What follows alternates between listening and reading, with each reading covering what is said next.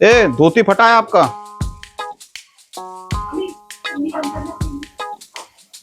धोती फटा हुआ है।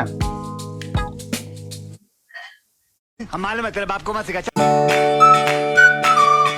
स्वागत है आपका आज के न्यू व्लॉग में। और आज नहा वहा के थोड़ा आज मेरे को मस्त लग रहा है यार। 2 दिन तो मेरा सोने सोने में ही निकल गया, पर कोई बात नहीं। आज अपन सब रिकवर कर लेंगे, अपने आप को भी और अपने माइंड को भी। आपने क्या सोचा? टाइम पता ही है आपको क्या हो रहा है। बाकी चलो देखते हैं आज लंच में क्या बना है।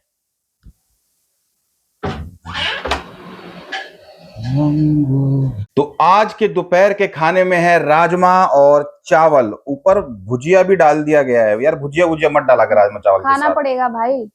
वैसे इतनी सजावट किस खुशी में? क्योंकि मैं शेफ हूँ ना, हलवाई। नहीं वो तो तू है, शक्ल बता रही है तेरी। खा के बताओ, खा के। मम्मी, इस तरीके से आप भी खाना चाहोगी? हाँ बिल्कुल खाना चाहूंगी। लेकिन पैसे लूंगी आपसे। मैं पैसे क्यों दूं? क्यों देने पड़ेंगे ना, आपको? मैं छीन ना लूंगी। तो- अरे ना, भाई ना, छीन ना, ना, लूंगी, ना। पैसे छीन के रहूंगी। नहीं, बिल्कुल नहीं दूंगी।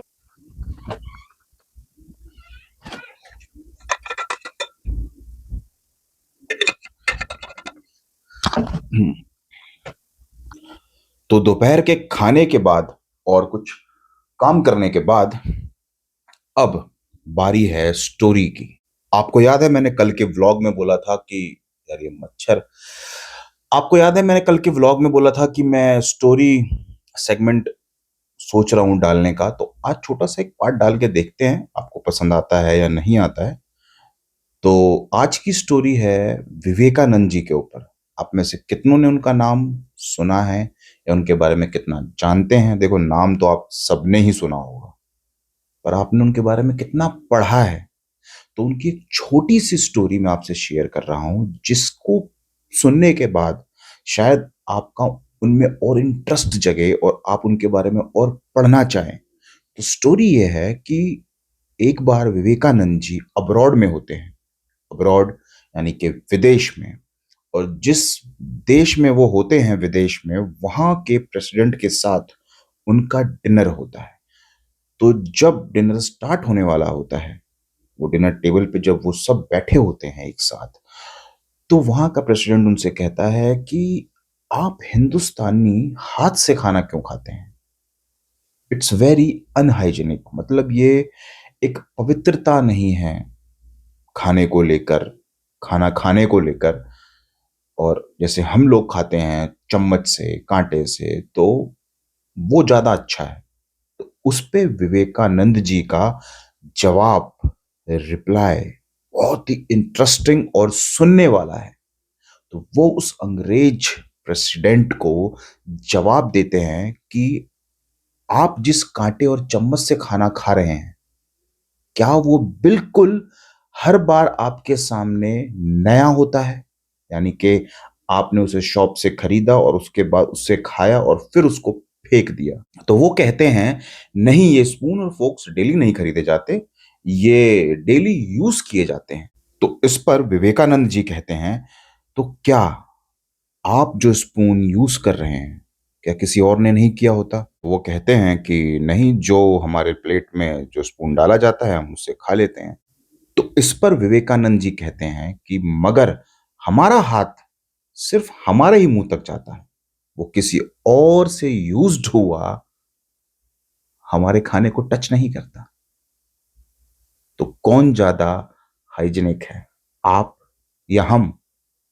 ये सवाल विवेकानंद जी उस प्रेसिडेंट से करते हैं। और एक दूसरा पॉइंट भी वो बताते हैं, जो मैं आपको डिनर के बाद बताता हूं, क्योंकि टाइम हो चुका है कुछ काम करने का, और उसके बाद फिर डिनर का टाइम हो जाएगा। और थोड़ा सा आज मैं बिजी भी हूं, तो मैं आपको डिनर के बाद बताता हूं कि वो दूसरा पॉइंट विवेकानंद जी कौन सा रखते हैं। तो डिनर का हो गया टाइम, और वाह, दोपहर में राजमा चावल और रात में पुलाव।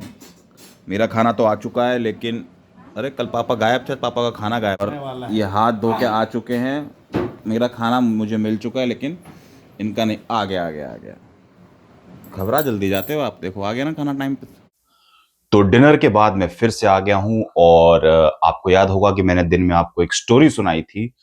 तो अब उसके दूसरे पॉइंट की बारी है, जो मैंने आपको बोला था कि वो एक दूसरा पॉइंट, एक दूसरा तर्क भी देते हैं। पॉइंट पॉइंट बोले जा रहा हूं मैं यार, थोड़ा सा ना कंफ्यूज्ड हो रहा हूं। बट वो दूसरा एक और तर्क देते हैं कि वो कहते हैं कि आपका जो स्पून और आपका जो फोक है, वो आपको खाने का, कितना खाना गर्म है वो आपको नहीं बता पाता एग्जैक्ट। तो आपका कई बार उससे मुंह जल जाता है, और तब आपको पता चलता है कि खाने की गर्माइश, गर्माहट कितनी है। मगर जो मेरा हाथ है वो खाने को पहले ही छू कर ये मेरे माइंड को बता देता है कि खाना अभी कितना गर्म है, मुंह में डालने लायक है या नहीं है। तो हाथ से खाना ना तो अनहाइजीनिक है, ना गलत है। ये एक बहुत ही अच्छा और सही तरीका है खाना खाने का। तो पता नहीं मैं कितना इस स्टोरी को ठीक से बता पाया कि नहीं, मैंने भी जल्दी जल्दी में आपको सुना दिया। लेकिन मैं कोशिश ये करूंगा कि अगली बार से मैं स्टोरी को ना थोड़ा सा और अच्छे तरीके से आपको प्रेजेंट करूं, आपको सुना पाऊं। क्योंकि आज कह सकते हैं यार, क्योंकि मैंने शुरू किया है एक ब्लॉगिंग चैनल, और मैं इस पे कर रहा हूं स्टोरी टेलिंग। तो मिक्सअप हो रहा है थोड़ा। तो पता नहीं आप में से कितनों को पसंद आ रहा, आएगा नहीं आएगा, वो तो चलो कमेंट्स आएंगे जब आगे तो पता चलेगा। बट चैनल ये व्लॉगिंग का ही है, बीच बीच में ये स्टोरी सेगमेंट चलते रहेंगे। और कुछ भी मैं इस व्लॉग में, देखो एक्चुअल में मैं चाहता हूं कि मैं अपनी लाइफस्टाइल दिखाऊं, और मेरी लाइफस्टाइल में जो होगा मैं वही आपको प्रॉपर रॉ वैसा ही शो करूंगा। थोड़ा बहुत अपन फन, मस्ती, मजाक तो सबकी लाइफ में होता है, वो तो हम दिखाएंगे ही। पर मैं ये नहीं चाहता कि और व्लॉगिंग्स की तरह मेरे व्लॉग सेम लगे। आपको कुछ ना कुछ डिफरेंट ही दिखेगा इसमें। ट्रैवलिंग भी दिखेगी, फैमिली के साथ मस्ती भी दिखेगी, और धीरे धीरे देखते हैं। बाकी किसी ने सही कहा था कि